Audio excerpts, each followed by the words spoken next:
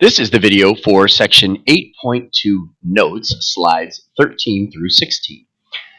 All right, so we're continuing with volumes by rotation. All right, but now there's one key difference between the volumes that we found at the beginning of section 8.2. All right, now the region that we have is no longer bounded by the axis of rotation. So let me show you an example. All right, it says revolve the region enclosed by the graphs of y equals 5 minus x squared and y equals 1 on the interval negative 2 to 2 around the x-axis. All right, so now y equals 5 minus x squared. That is the parabola facing down with a y-intercept of 5. And y equals 1, that's the horizontal line. So now we have this region here, all right, and we're revolving about the x-axis. All right, so the key here is that we have this gap. All right, so there is a gap. So what does that mean? When we revolve, we're going to have kind of like a hollow portion of the shape. All right, and so that's the key. So we need a different method of figuring out how to find the volume of this. All right, so once again, we are going to take a dx rectangle, all right, and we're going to put it in our region. All right, so remember, the dx is no longer attached to the axis of rotation. All right, it's still perpendicular, but it's not attached. All right, and so now when I'm going to take this, now I'm going to revolve it around the axis of rotation. All right, so now we want to think, okay, well, what shape are the cross sections? All right, or what is this object even looking like? All right, so once again, I'm going to go back over to the websites that we used the other day. All right, and so now I have this region, right? Okay, so now this is two-dimensional, but I'm going to shift it so we can see it three-dimensionally. All right, so let's say I rotate it a little bit. So now we're looking at that two-dimensional region in the xy plane. All right, so now as I revolve it, I'm going to get this shape here. So I don't know, maybe some people think it looks like a donut or whatever. But the key is that if I rotate the shape more, we actually get this hollow portion. So does everyone see this kind of hollow part, right? So that means that part should not be included in the volume that we create. All right, so here is the object, right? And the key here is this hollow shape, right? So now the question is what shape is the cross section? So if we were to rotate this back to like the two-dimensional view, right? And we cut perpendicular to the xy plane here, what shape is going to be created? All right, so we're going to go back over here. So now the shape that is created is what we call a washer. All right, so now if I tilt this a little bit, you can see the washer is this disc now, but it has this hollow portion in the middle. All right, and so that's what we have. This is called the washer method. All right, so let's go back to the to the notes here. All right, what shape are the cross sections? Well, it's what we call a washer. All right, so now if we draw a washer over here, two-dimensionally speaking, that's terrible, sorry. All right, we have that big circle, and then we actually just have an inner circle. So remember that the object is this outer portion, and the inner portion is hollow. All right, so the bigger part is a circle. All right, and so it's centered right here, and it has a radius that we're going to call capital R. All right. And then there's this smaller circle here, and it has a radius that we're going to call lowercase r. All right, so how do we find the area of the washer? Well, the area of the washer is going to be, well, the area of the whole circle, the whole big circle, so that would be pi times the big radius squared. And then we're going to subtract the area of the smaller circle, so pi times the little radius squared. Right? So very simple. We are just taking the larger circle minus the area of the smaller circle to get the area of the remaining portion out here, right? So this is the area of a disk, right? But then, once again, remember, it has a thickness to it. So we actually have to turn it into a volume once again. So how do we turn this thing into a volume when we apply a thickness? Well, we take the area, the pi times the radius squared minus pi times the small radius squared, and we multiply by its thickness, which in this case would be the dx, the infinitely thin thickness of the cross section. All right. And so now we go over here and we say, okay, well then how are we going to add up all of the volumes of these infinitely thin discs, or sorry, washers? All right. And so we go over here and we say, okay, well, what we're going to do is we're going to pull the pi out. So remember, pi is multiplied by both of these things, so we can factor it out, right? And then we're going to sum all of them together using the definite integral, remember? And remember this, r squared of x, remember that means like the r of x function is being squared, and then you're subtracting the small r of x function squared, right? And then you're integrating that with respect to x, and you're integrating from a to b. So it's very similar to the the disk method. All right, now you could also be with respect to y. So that means you're going to have r, big R as some function of y, and little r as some function of y. All right, so you have those two. All right, so now, the cut, once again, dx or dy is always perpendicular to what you're revolving around, all right? And capital R represents the outer radius and lowercase r represents the inner radius. So what I always say, outer radius is like the further, is determined by the further boundary, and the inner radius is determined by the nearer boundary, all right? And so we'll be talking about that in a few minutes. All right, so now remember, let's go to our the graph that we were working on the previous one. All right, so I'm just going to draw it really quickly. All right, so here's our graph, right, this thing, and we're revolving around the x-axis. All right, so now, once again, I have my dx. All right, so now, the upper boundary of the dx is further from the axis of rotation, and I guess I wrote further earlier. Further, right? I need an H there. All right. So anyway, all right, the upper boundary is further from the axis of rotation. So how do I find the distance from the upper boundary to the axis of rotation? Well, I'm going to take whatever function that is. So that function was 5 minus x squared, right? So we're going to take that and we're going to subtract the boundary or the axis of rotation, which is 0. So this is going to be big R, all right? So that's that distance here. All right, now, what about little r? Well, little r is determined by the nearer boundary. The nearer boundary is y equals 1. So we're going to take the distance from 1 to 0. So we're going to take y equals 1 and subtract y equals 0, and so that's going to be little r. Of course, that's just 1, but in other scenarios, it's not going to be so nice. All right, so once again, how do I set up a problem for the washer method? I'm going to write pi, and then I'm going to write an integral, and then I'm going to write big parentheses with respect to x or y, but in this case, x. All right, then I'm going to write little parentheses squared minus little parentheses squared. All right, that's how I'm going to set up every problem that I have determined that I want to use the washer method. Now, how did I determine that I want to use the washer method? Because there is a gap between the region and the axis of rotation, right? In all of the problems where we're using the disk method, there was no gap, meaning the axis of rotation was one of the boundaries of the region. All right, so now I'm going to put big R into this first spot. So big R is 5 minus x squared minus 0, of course, and little r is 1 minus 0. So we can just put 1 there. All right, now I'm integrating from left to right, so this graph goes as far left as -2 and as far right as +2.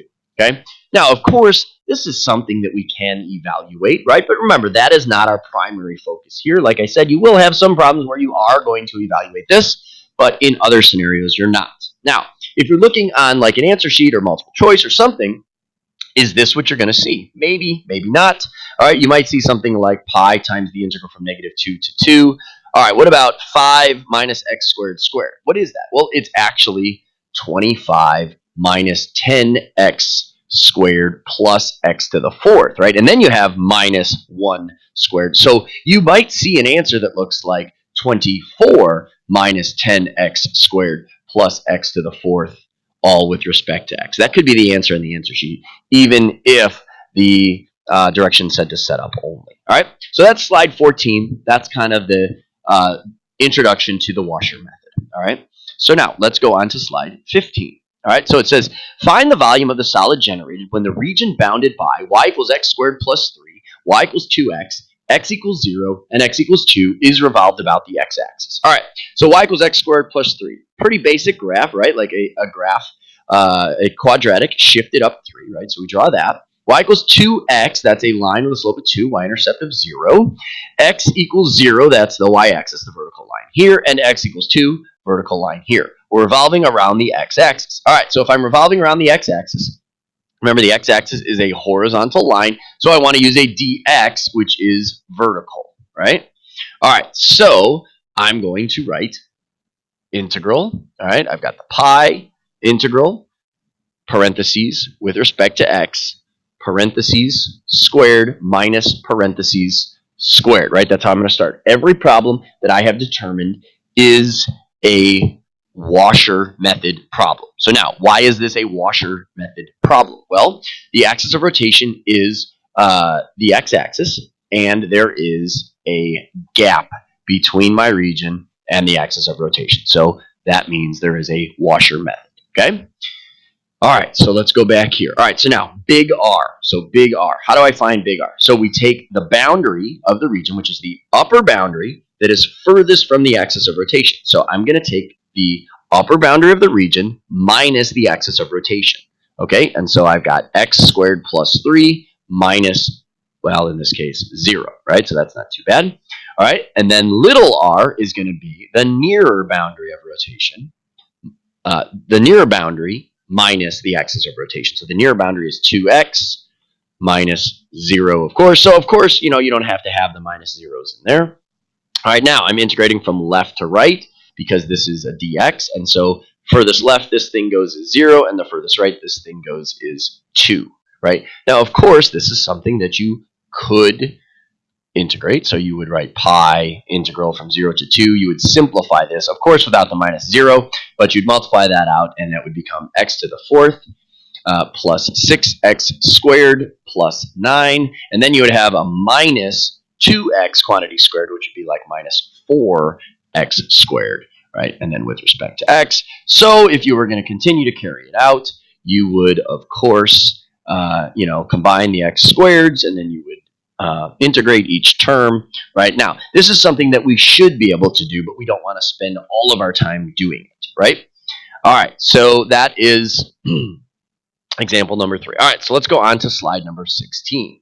All right, so slide 16. Find the volume of the solid generated when the region bounded by y equals root x, y equals 0, x equals 1, x equals 4 is revolved about the y-axis. All right, so we draw our graph. Y equals root x, so half of a sideways parabola. Okay, y equals 0, that's the x-axis. X equals 1, vertical line. X equals 4, vertical line. All right, so now we have this region here, right? We're revolving around the y-axis. All right, so if I'm revolving around the y-axis, remember, y-axis is a vertical line, so what type of rectangle does that mean I need? That means I need a dy. Now, I'm going to zoom in for a second here, all right, on this, and I want you guys to realize if I'm using a dy, it's very important that we remember that if I draw a dy here, that is different than a dy here, right? So it's very important that you understand that in order to use a dy with this, we would have to have two integrals, which is fine because that's the only way we know how to do it at this point, right? Okay.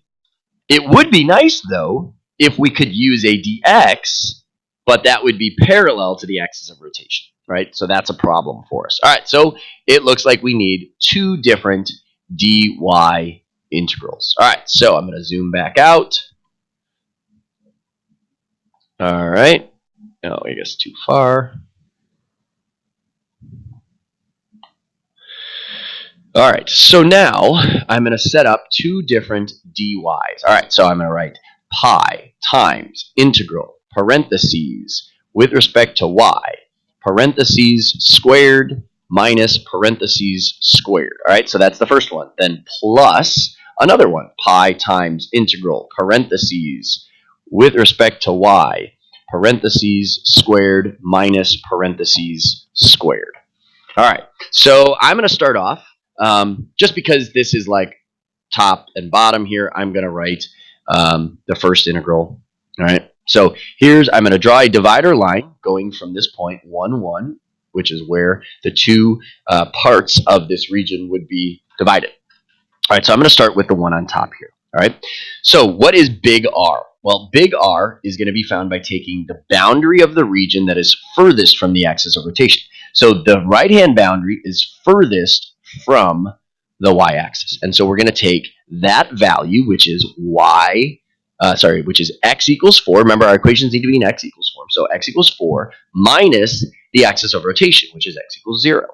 All right. Then the nearer boundary, which is the left-hand boundary of that dy, which is the y equals root x. But remember, that is problematic. It needs to be in x equals form. If you put root x here, now you've got a problem because you've got an x when you're integrating with respect to y. So you got to make sure that you rewrite that equation. Instead of y equals root x, you would write x equals y squared. So you would say y squared, which is the near boundary, minus the axis of rotation. And the axis of rotation is, of course, 0. Okay? So that's big R squared minus little r squared. All right, now you're integrating from what to what? All right, so this thing, the lowest y value is 1, and the highest y value is, well, we didn't figure it out, but this is x equals 4, and if x is 4, then y is 2, right? So this would be integral from 1 to 2 of, now remember, you could simplify this, right? All right, so we will simplify these in just a second, but now let's do the bottom one. All right, so now I have this lower region, which is actually just a rectangle, but we're going to take big R, which is going to be the furthest boundary minus the axis of rotation, so that's 4 minus 0, and then minus the nearer boundary, which is 1, minus the axis of rotation, which is 0. All right, now you're integrating this from the lowest y value, which is 0, to the highest y value, which is 1, right? And so this is your setup for the volume of this solid. All right, now you could actually simplify them. All right, so let's go ahead and simplify just so we see how they might actually look. So I have pi times the integral from 1 to 2 of, all right, 4 squared, that's actually just 16, right? Minus y squared squared, that would just be y to the 4th with respect to y. So if you were looking at like a multiple choice, you're going to see that plus this other one. All right, so what's the other one? Well, pi times the integral from 0 to 1 of 4 squared, once again, that's 16, minus 1 squared, that's just 1, so 16 minus 1. So this would just be 15 dy. Now, this would also be one that would be totally reasonable to ask you to carry out by hand. All right, so that is slide number 16, and we will have a few more examples to do in class.